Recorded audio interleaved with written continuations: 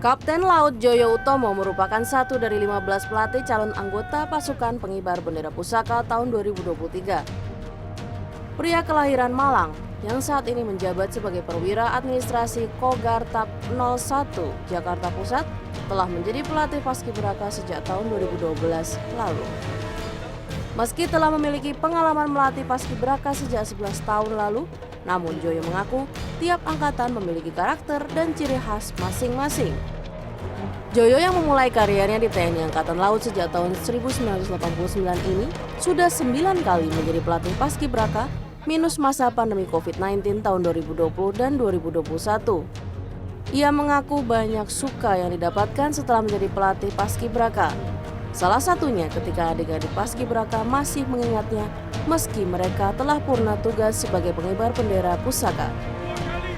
Joyo yang merupakan ayah dari 2 orang anak ini mengaku ketika melatih para calon anggota paskibraka, ia harus tetap tegas tanpa menggunakan kekerasan agar calon anggota paskibraka dapat menjalankan tugas perdananya sebagai paskibraka saat menaikkan dan menurunkan bendera merah putih di Istana Merdeka 17 Agustus mendatang. Kita tidak harus selalu strength ya buat mereka, tidak. Karena kalau mereka terus kita push, terus kita tekan, stres mereka. Kita tarik ulur. Karena mereka masih muda-muda, terus daya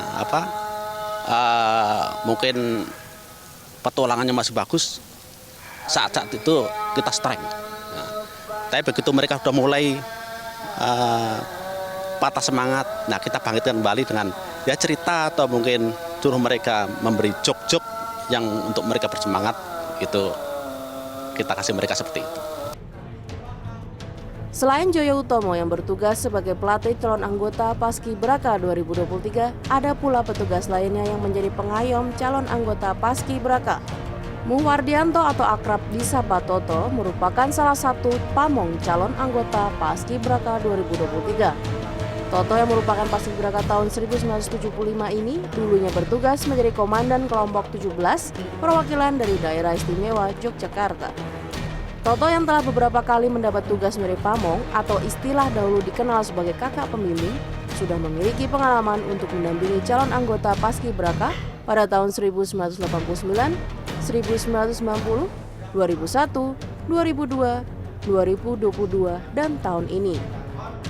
Toto yang merupakan seorang mantan atlet bulu tangkis ini mengaku harus mempunyai strategi tersendiri untuk bisa dekat dengan calon anggota paskibraka.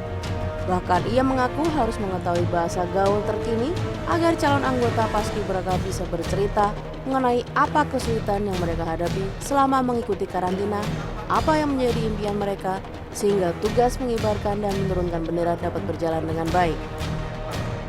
Hari kedua ini latihan, mereka sudah fokus. Dan mereka sudah berlomba-lomba untuk bisa masuk ke kelompok 8 dan kelompok baik itu pembabaki ataupun kelompok pengibar. Inilah yang asik di sini nanti.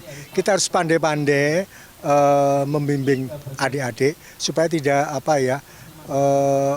iri ya loh. Kok itu terus yang yang dilatih kok bukan saya. Nah, ini kita harus hati-hati karena kalau nanti kita salah nanti dia akan kecewa.